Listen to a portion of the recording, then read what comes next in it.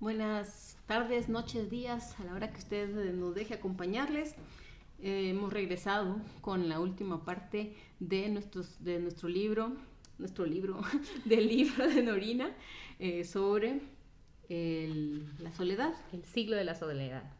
Entonces, estamos nuevamente Sonia y Lucía para terminar el libro. Entonces, ¿qué tal, Lucía? ¿Cómo te va? Bien, muy contenta de poder cerrar este libro y dejar algunas ideas que tal vez puedan ayudarnos a entendernos mejor. Y esta parte del libro se pone interesante porque en la parte anterior hablamos un poco de cómo el COVID inspiró a la autora para escribir este libro y cómo la soledad a ella le impactó tanto que empezó a revisar información acerca de cómo estaba nuestra generación a nivel, bueno, básicamente no lo hace a nivel mundial, sino lo hace a partir de los lugares donde tiene datos, que normalmente es el primer mundo. Y yo sí encontré en esta segunda parte un sesgo muy marcado que tiene ella sobre ser mujer blanca y tener estos accesos. Claro, cada quien habla desde su interseccionalidad, pero también a veces se pueden hacer esfuerzos para poder encontrar otras latitudes y otras soledades. Pero bueno, entonces... Continuaremos entonces ahora. Sí, vamos a empezar a hablar de un tema muy interesante, que son los robots y todo el desarrollo de la robótica. Primero, ella habla de cómo el trabajo remoto y cómo acrecenta la sensación de soledad. Claro, una cosa era el estado anímico que todos teníamos en 2020, donde nos volvimos un poco locos por el exceso de información, por la situación de trabajo, porque por lo menos mi generación nunca había vivido un encierro de esta forma. Sé que las generaciones anteriores los habían tenido un poco en relación con la guerra, los estados de sitio, pero no de esta forma, por lo menos mi generación, yo no lo había vivido. Sí, fue muy extremo. Y que las personas que vivían solas o en una relación abusiva lo padecieron más que las otras personas que vivimos acompañadas o que vivimos en relaciones de soporte o un poco relaciones un poco más humanas, ambientalmente agradables, que te construyen. Entonces hubieron matices entre cómo te sentías, entre los grados de soledad y los grados de soledad al fin y al cabo. Entonces hablaba de cómo estos avances tecnológicos fueron una bendición de alguna forma porque te permitieron seguir trabajando, seguir en la bueno, producción y teniendo ingresos económicos a pesar de lo que estaba sucediendo afuera. Pero esto también tuvo matices en el sufrimiento y la sensación de soledad entre las personas que necesitan más atención social y las personas que necesitan menos atención social. Hay toda una mirada acerca de los introvertidos presente sobre cómo esto no nos afectó porque ya vivíamos así. Ya vivíamos sin la necesidad de estar en grupos grandes, ya vivíamos sin la necesidad de salir de fiesta todo el tiempo, ya vivíamos sin la necesidad de tener atención de otros, o sea, ya estábamos de alguna forma más adaptadas a estos. Y hay un libro, otro libro, que es sobre el poder de los introvertidos. Precisamente habla un poco de esto, como... Pero pero sí me parece que dentro de lo que ella ingresa o de lo que ella nos habla y nos cuenta en el libro, encontramos muchísimo el efecto de que aunque hubiera compañía o una colectividad, el hecho de estar primero tan cerca y previo a la pandemia, antes de que se pusieran las barreras, de todas formas la gente se seguía sintiendo sola porque hablaba de cosas muy superficiales. ¿Por qué? Porque tenían la sensación de que había demasiado o muy poca privacidad. Entonces, aún a las personas que estaban ahí, sí les pudo aliviar un poco venir a casa y despegarse de ese escrutinio social al que se enfrentaban, ¿verdad? Entonces, yo creo que también esa es una parte que los no introvertidos lo vivieron así, como un beneficio para dejar de estarse sintiendo igual en soledad en la compañía que no era real, que no era una compañía de calidad. Y ahí hay una mirada a lo social. Primero, que ir a la profundidad, a los orígenes, al pensamiento primigenio y empezar a deslindar todo, te da nociones filosóficas, te desarrolla pensamiento crítico.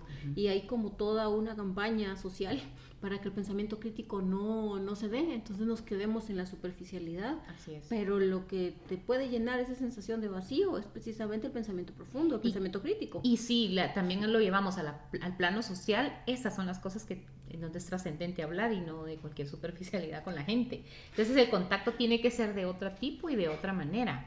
Ajá, y ese contacto que te vincula, este darle vuelta a ideas profundas e interesantes e intensas, que ahí sí tengo como bueno, yo nací mujer, soy heterosis y así, y heterosexual, pero siempre me he preguntado, digamos, en mi crecimiento, el matiz entre el desarrollo de las ideas de mujeres y de los hombres, porque digamos, yo sé que hay hombres que pueden tener pensamiento muy profundo y así, pero también están nosotros que tienen esta necesidad de estar todo el tiempo llamando la atención entre los grupos de hombres y enfrentándose dentro de sí y maltratando al que pueda llegar o restringiendo al que pueda llegar a tener estas ideas. A diferencia de tampoco estoy diciendo que todas las mujeres seamos profundamente profundas, pero hay una necesidad diferente.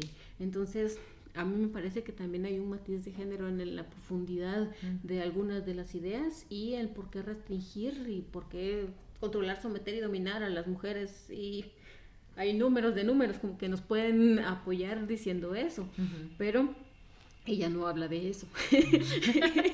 Ella habla de cómo vivimos de la atención de los otros.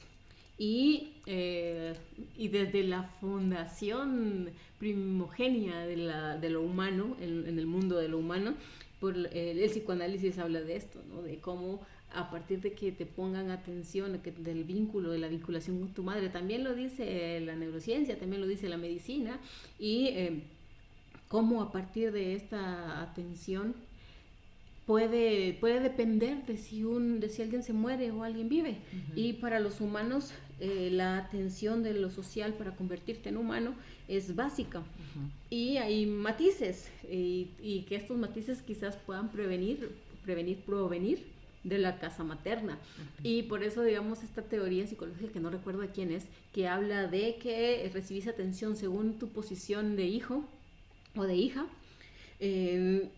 Digamos, el hijo mayor y el hijo menor reciben casi toda la atención o la mayor parte de la atención, y de ahí los hijos del medio, llamados los hijos del sándwich, no recibimos tanta atención. Entonces aprendemos a vivir con la atención que vamos recibiendo, más o menos, y a partir de ahí eso también va moldeando nuestra personalidad. Entonces esto también va influyendo mucho en la necesidad social que tengamos de atención y en la profundidad de los vínculos que podamos tener, porque una cosa es necesitar la atención y ser la reina del baile, el rey de la fiesta y así, y tenés muchísima atención, eso te da endorfinas y te hace sentir bien y todo chilero un rato, y también podés tener esta sensación de bienestar con una o dos relaciones en un nivel distinto, pero quizás en una profundidad más de conexión. Claro.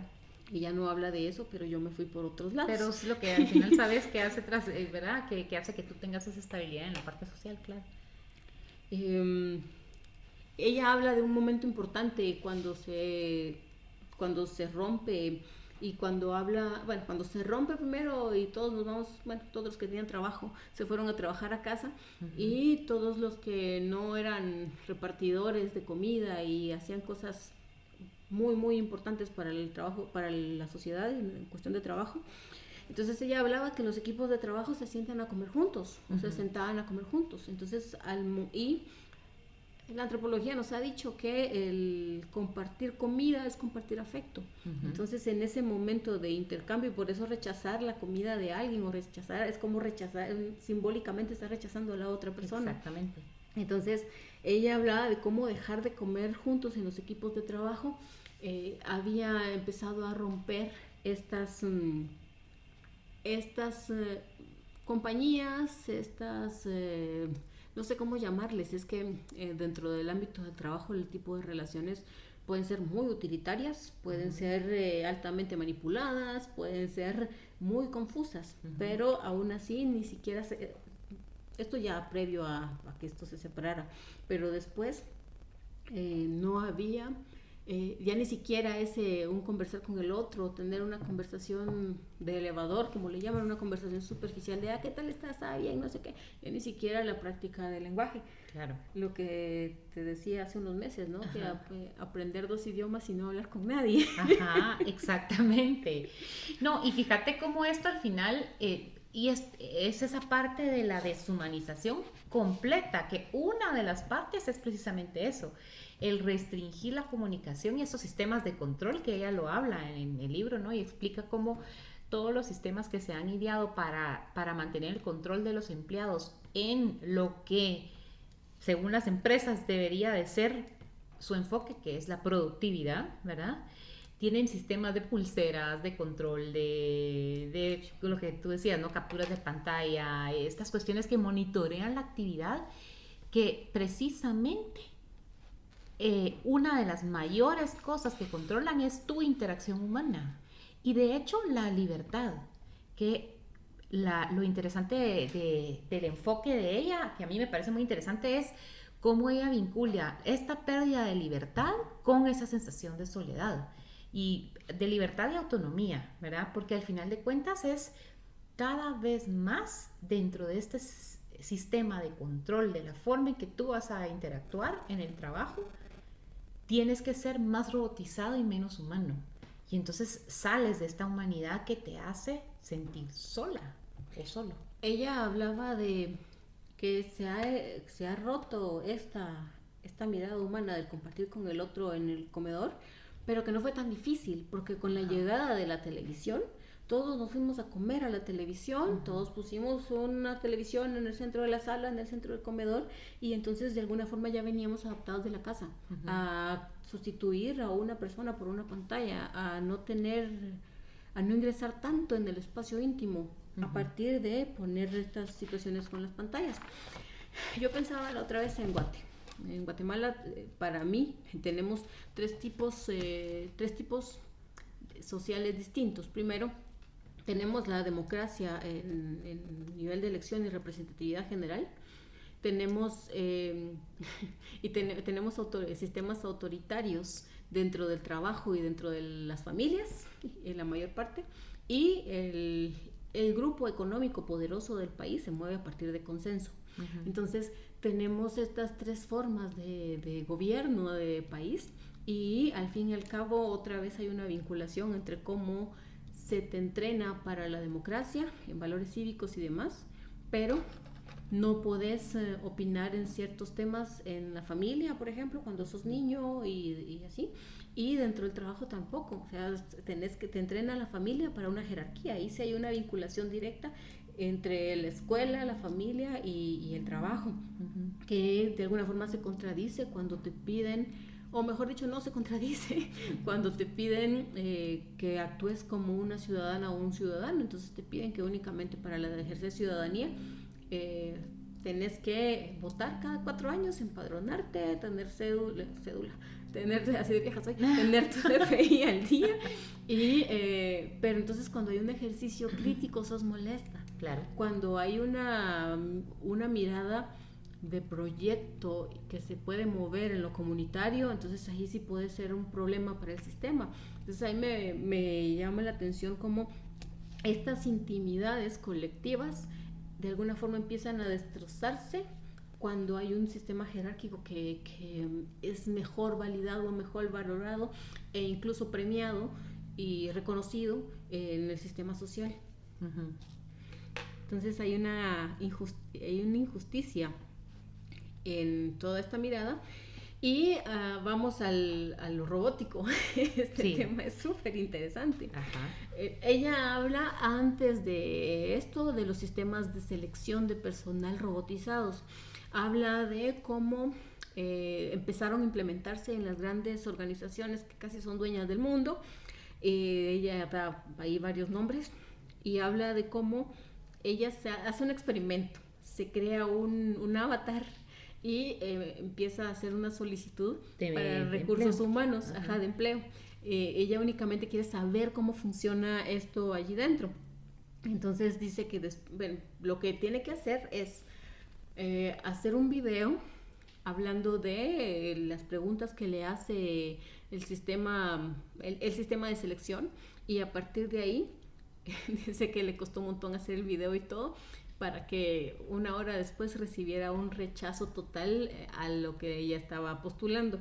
Entonces ella dice primero que se sintió injustamente calificada por un robot, que no tenía, se sintió también impotente porque no tenía a quién preguntarle nada, no tenía a quién hacerle ningún tipo de nada, y tampoco recibió un feedback objetivo, sino que simplemente el entrenamiento del algoritmo le dio esa calificación y esa desacreditación. Y dice que se sintió despreciada, y que esto podía llevar a acrecentar el sentimiento de soledad y de ansiedad que ya tenían las personas en situación de desempleo. Dice que ser reclutada por un robot que analiza su idoneidad a partir de sus gestos y de sus palabras claves que ella dijo o no dijo, pero no le dijeron cuáles eran las palabras claves. Entonces, esto lo implementan los sistemas porque les ahorra tiempo y el personal, digamos, antes tenían, no sé, 500 personas haciendo trabajo de selección y reclutamiento, porque estamos hablando de las grandes empresas, y ahora solo tienen un sistema de reclutamiento que funciona con tantos servidores, que pueden ser servidores de ellos mismos o puede ser un servicio subarrendado en la nube, y que definitivamente las personas ya no están, pero la burocracia continúa. Y hay burocracia porque la burocracia les permite a ellos tener evidencia de todos estos procesos. Entonces ella dice que es el sentirse vigilada en todo ese momento, en todo ese tiempo, y que entonces ella habla estamos hablando de 2020, de que habían pantallazos cada 17 segundos en algunos sistemas y equipos de trabajo, pero yo lo anoté porque me recordó a algo que pasó la semana pasada, que Microsoft lanza Recall, que es un software que toma pantallazos cada 5 segundos de lo que estás haciendo. Ellos enfocan esta mirada al entrenamiento de inteligencia artificial te lo pintan bonito, te dicen que para que usted pueda tener tiempo para pintar, para esculpir, para existir, para hacer yoga en las mañanas y alinearse con el universo y encontrar su sentido de vida en la poesía. Entonces necesitan entrenar modelos de inteligencia artificial que puedan hacer contabilidad, que puedan hacer registros de psicología, que puedan hacer reclutamiento que personal. Tampoco está tan lejos de esa realidad, ¿verdad? Pero ellos, digamos, este software se desarrolla inicialmente con sistema de vigilancia, pero ahora están tomaron esta idea para entrenar modelos de inteligencia artificial, pero muchas personas se opusieron a esto precisamente por la sensación de vigilancia. Entonces, y dijeron cosas muy interesantes. Tenemos todo esto ya hecho y están todos estos en los archivos de la empresa, ¿por qué no entrenan al modelo de inteligencia artificial con lo que ya existe? Y no en el sistema de vigilancia. Claro. Y lo otro es que detectaron grandes problemas de seguridad y efectivamente hackearon el sistema. Y hackear el sistema significa que no van a tener los datos de contabilidad de hace 10 años, sino los que pasaron ayer, los que pasaron hace 10 minutos. Entonces, esto hizo que detuvieran este proyecto, a menos que pusieran un sistema de apagado en el software para cada persona, pero eso no quita que, no sé, de repente te lo incluyan en el Microsoft Teams y que vos tengas que explorar cómo apagarlo, o que tu empresa contrate ese servicio. A diferencia de lo que pasó también la semana pasada con Apple. Ellos decidieron que ante este problema de seguridad personal, lo que iban a hacer es integrar ChatGPT 4 en el teléfono individual para que no ya no usado en la nube, sino que ahora está en tu teléfono. Entonces vos estás entrenando a tu teléfono en tus necesidades y este no está emitiendo información directa para los servidores de OpenAI para alimentar ChatGPT 4, digamos. Sí están tomándose en cuenta las miradas de que vaya avanzando la robótica para lo que necesitas y sin alimentar gratis algoritmos, saludos Meta, o en estas cosas de vigilancia. Digamos, esto es un salto de un mismo software de 2020, lanzada en 2020, seguro ya existía antes, a lo que ahorita en 2024 ha hecho. También ella nos habla de las famosas pulseras que vos decías de Amazon. Exactamente. Que nos recuerda al BlackBerry, que no al teléfono BlackBerry, sino que a las bolas de acero que les ponían a los esclavos para controlarlos y para que no huyeran. Exactamente. Entonces es una... pero es que es una esclavitud. También un poco lo que habíamos hablado en otras circunstancias, como y lo dijiste hace un ratito, disfrazada de bondad, pero muy autoimpuesta, y a la que al final, y ella lo dice varias veces en el libro, una vez más seguimos la corriente y es lo que toca y me tengo que rendir a esa situación o a esa circunstancia que es incontrolable, ¿no?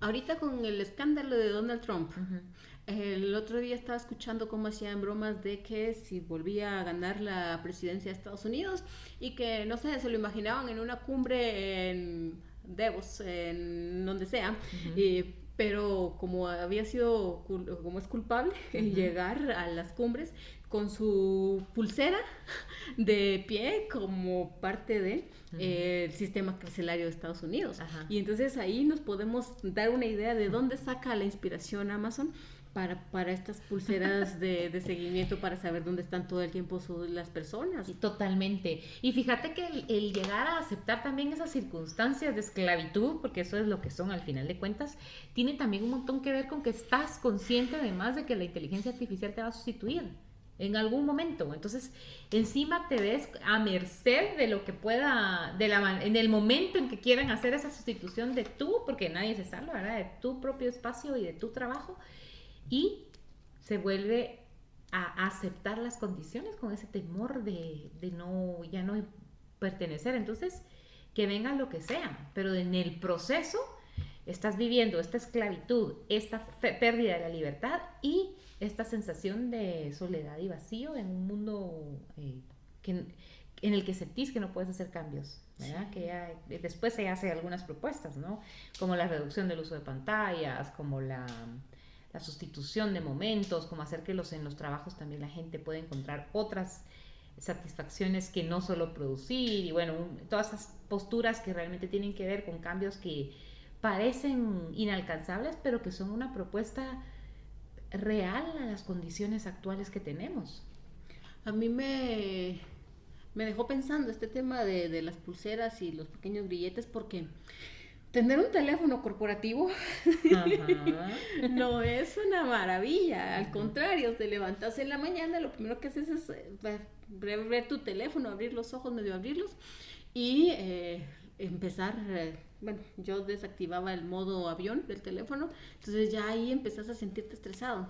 Cuando empezás a ver qué es lo que tengo que hacer, para qué momento, en qué momento, estoy tarde con algo, o sea, es un sistema de control muy jodido. Y que te mantiene en un enfoque de máquina productiva, ¿verdad? Que es lo que al final ella también propone, es replanteémonos el trabajo como tal, o sea, el concepto de trabajo que estamos teniendo en este momento.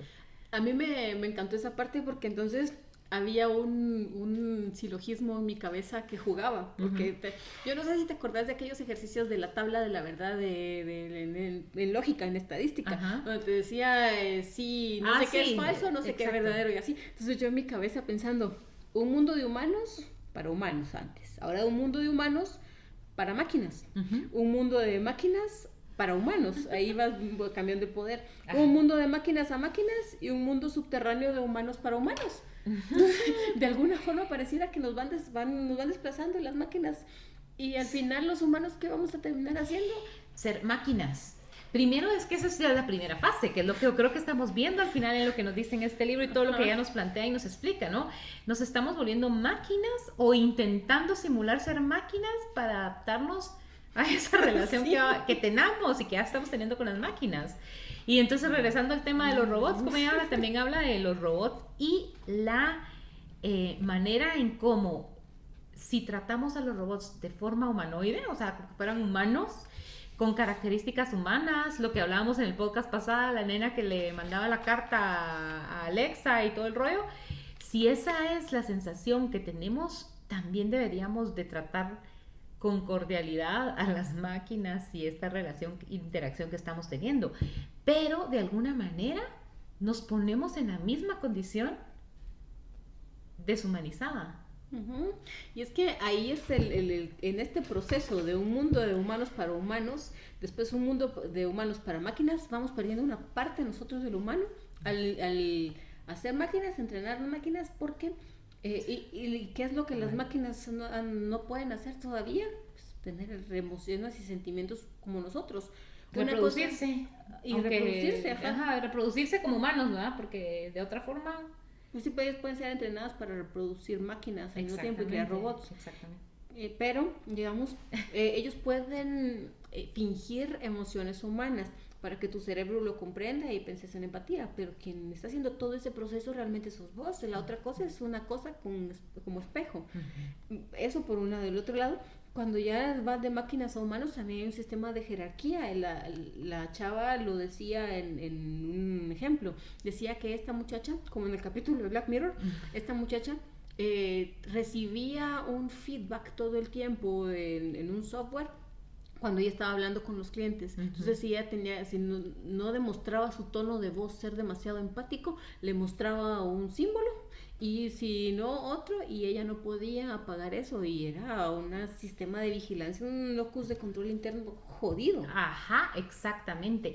Y fíjate como encima, porque si a eso le sumas lo que Norina también ya plantea en otra parte del libro, que esta niña tiene dificultades de relación y de interacción con otros humanos porque no lo aprendieron, porque es de esta generación en la que ahora están entrenando, en las universidades están dando clases de interacción humana, de lectura del rostro humano, ¿verdad? Que ella habla con un director de una universidad prestigiosa y les están enseñando a leer el lenguaje no verbal.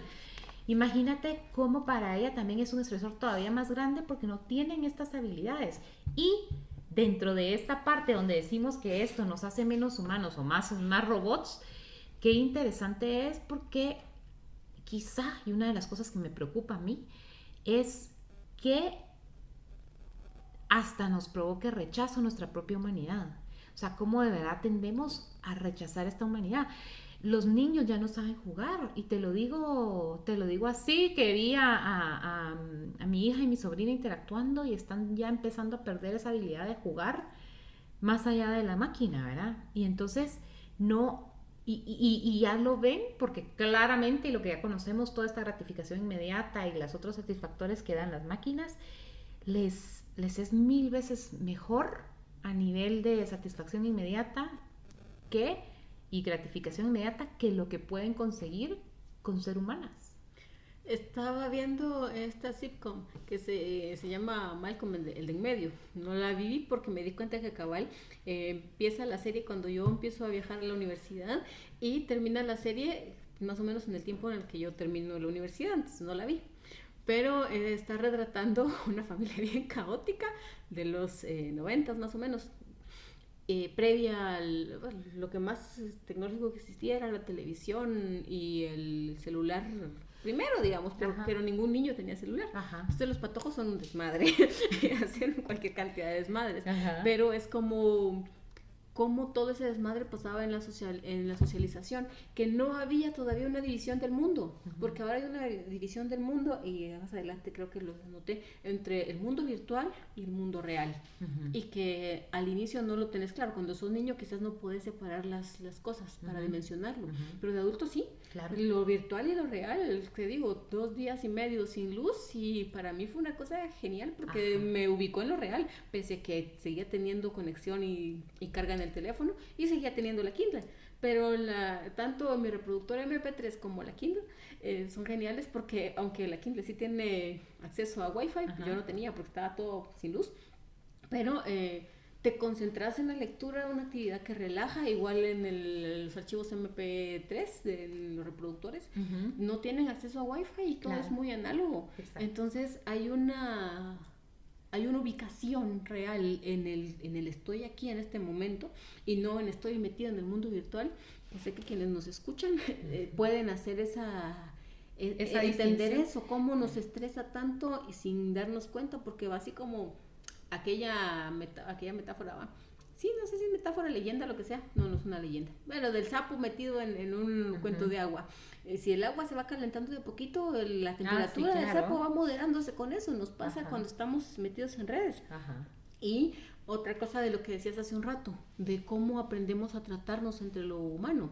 Y recuerdo siempre aquella frase de Así habló Zaratustra, donde dice Nietzsche que la humanidad está en el medio de un puente tendido entre la humanidad y la animalidad, y que va a depender eso no lo dice, pero mi interpretación y la de un maestro, el profesor Lara, por cierto, saludos, profe, no creo que nos escuche, perdón, no sé si tenía maestría o bueno, no sé, pero saludos.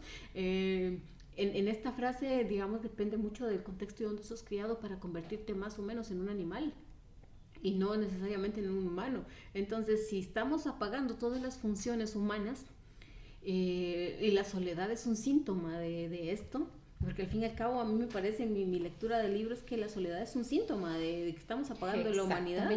Entonces estamos tendiendo a esto. Exacto. Entonces, ya para practicar inglés, como eso que te decía, 2 idiomas para no hablar con nadie, para practicar mi inglés y así, yo uso el copiloto, el copilot de Microsoft.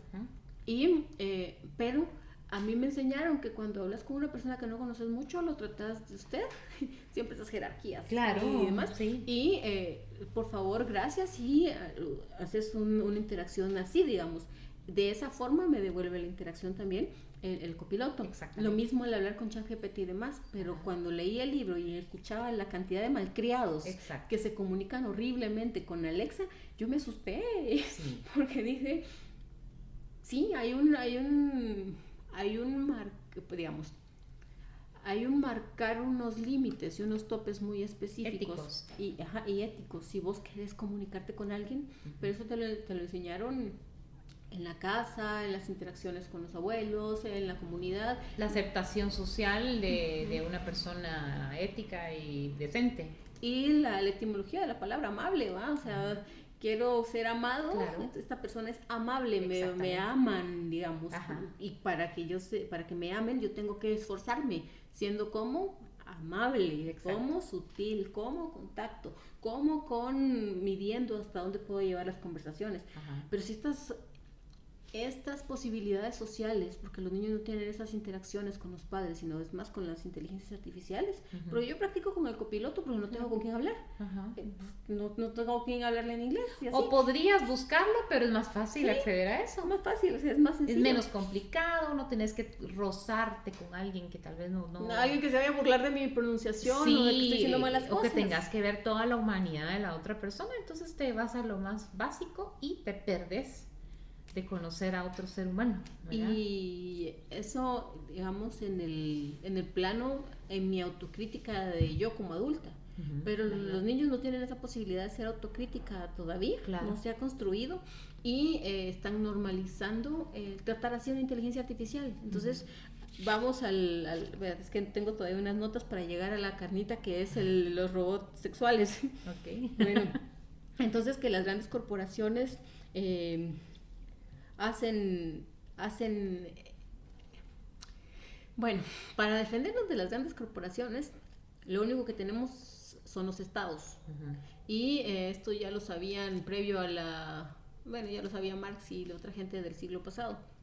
Entonces, lo triste es que los estados están siendo cada vez más debilitados con estos sistemas de democracia que son cooptados por las grandes macroeconomías. a tal punto que el Fondo Monetario Internacional puede demandar a un Estado y el Estado si pierde la situación, si pierde la demanda, tiene que pagar y remunerar a la compañía. Y el Estado de Guatemala tuvo varias de estas, tener que hacer estas situaciones los años anteriores, y no solo es el Estado de Guatemala, sino que muchos otros estados los que son demandados por este tipo de cosas. Entonces, por ejemplo, los problemas ambientales que tenemos tienen mucho que ver con la macroindustria y demás, y que lo único que tenemos para que interceda entre nuestra extinción y la calidad o el estado de bienestar tiene que ser un estado fuerte. Que quienes lo fortalecen, otra vez volvemos a este uróboro que se muerde, los ciudadanos y la ciudadanía sin situación crítica, sin poder decir cosas Así y es. estando sesgada, no podemos. Claro. Entonces estamos muy indefensos ante las grandes corporaciones. Entonces, si los estados sobreviven a toda esta situación de las máquinas, y es que esa es la cosa, porque ante este poder absoluto, pareciera que puede haber una degradación muy grande de los estados, si los tenemos como los tenemos. Ajá, exactamente. Entonces no vivimos en un mundo real, en un mundo virtual que es también muy real, porque está instalado en nuestras jodidas mentes, diría Enrique Bunbury. Entonces, estamos adaptándonos cada vez más progresivamente a los robots. Entonces, te decía de lo que Norina dice sobre, en este ejemplo, de que ellos compran, imagínense ustedes una robotina. No me acuerdo cómo le pusieron al robot. ¿La Alexa o...? No, esa es una robotina, es una barredora, básicamente, aspira. Ah, sí, pero no es de estas planas chileras como la que ustedes, no, es un modelo bastante anterior.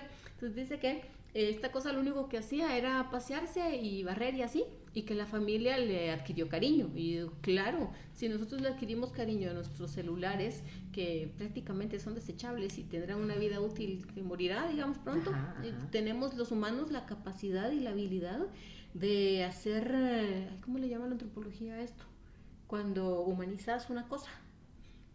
Bueno, humanizamos una cosa, antropomorfizar las cosas. Entonces, para tratarlos como iguales, para que nuestro cerebro tenga sentido todo lo que sucede. Entonces, ahí decía que la garantía le cubría automáticamente si el robot se descomponía. Entonces, las familias estaban tan acostumbradas a los robots que cuando se descomponía el robot, la mayoría ya le tenía nombre al robot, ya lo adquiría como parte de la familia. Entonces, cuando lo llevaba a cubrir la garantía, ellos querían que les repararan ese robot y que les dieran el mismo robot porque era parte de su familia. Exactamente. Pero lo que la garantía decía era que al momento de presentar un inconveniente, llevaban al robot e inmediatamente le daban otro. La idea de la compañía era un buen servicio y que no se quedaran sin el robot. Pero las familias se enojaban muchísimo porque ellos querían su robot, no otro robot. Exactamente. Que entonces estamos en pero imagínate, este sentido humano, esta necesidad humana de tener lo tuyo, de tener es tu individualidad en las cosas que te pertenecen y que son tuyas, y que volvemos al tema de la soledad.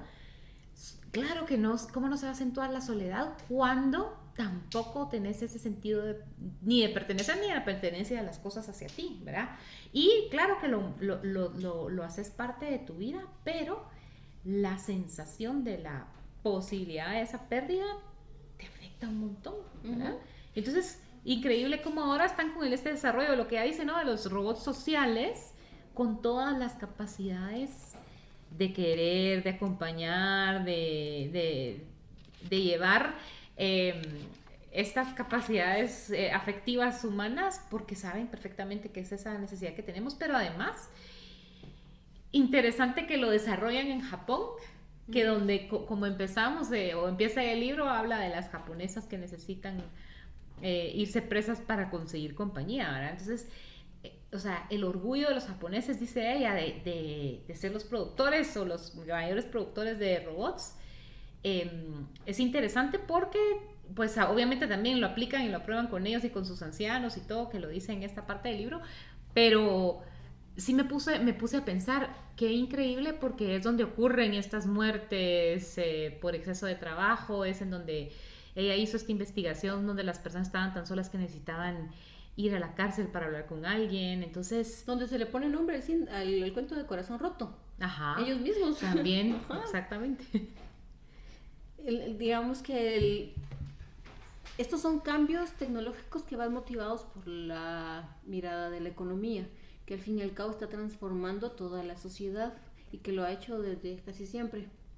Solo para terminar mi idea rapidito, primero que entonces la inversión que es menos, digamos, en tener personas humanas y tener robots.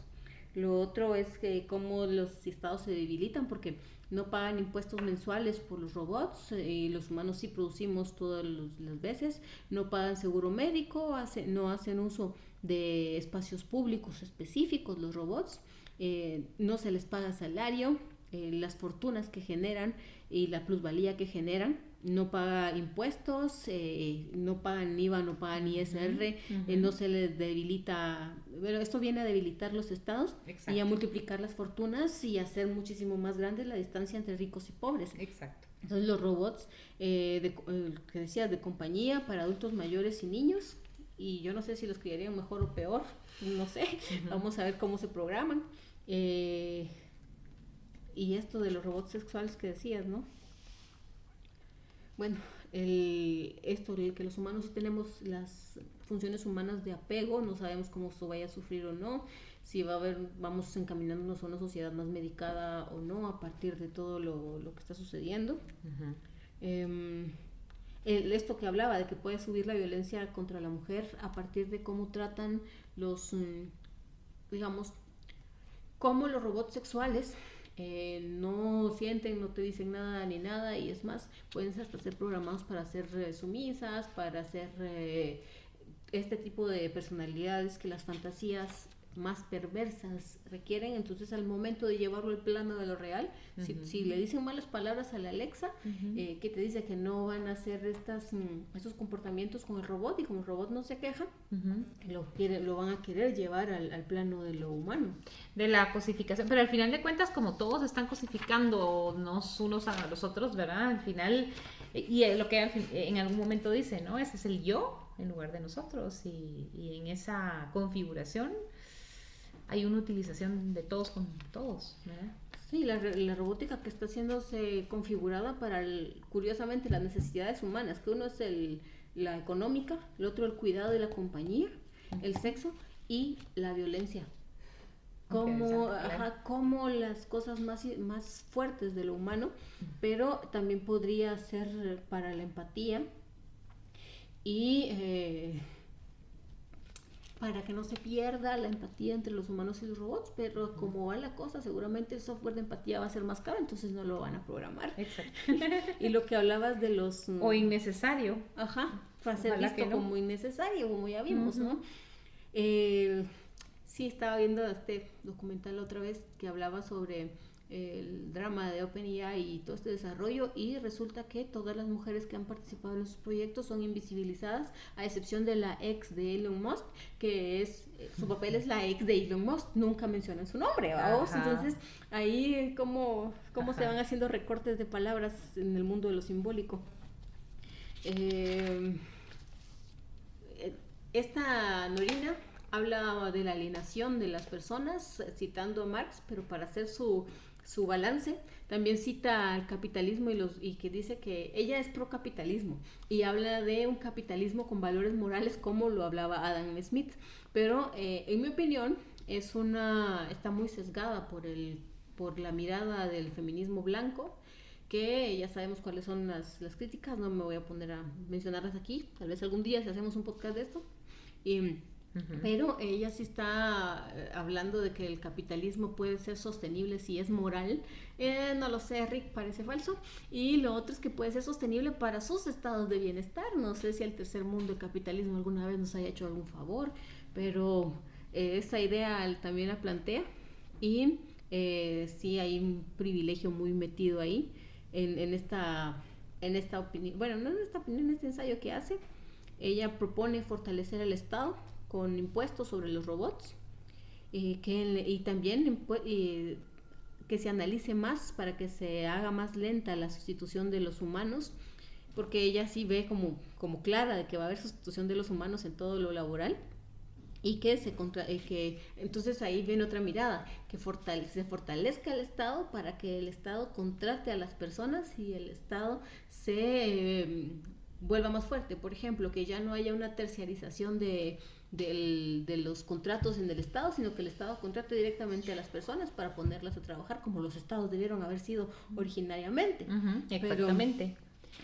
Y yo quiero terminar tal vez con una frase que ella dice en una parte del libro, que dice algo así, no dice así: es necesario un cambio de mentalidad en general.